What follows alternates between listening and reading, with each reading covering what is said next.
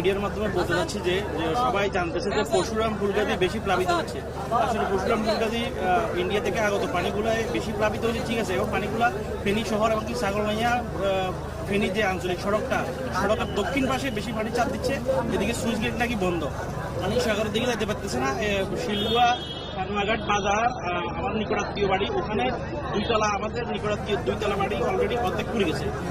প্রথম তলা পানি উঠে দ্বিতীয় তলা অর্ধেক হয়ে গেছে, সবাই তৃতীয় তলা ছাদের উপর আশ্রয় নিয়েছে। এরপরে কোনো ব্যবস্থা নাই, আশপাশের সকল বসত বাড়ির লোকজন ওখানে আশ্রয় নিয়েছে।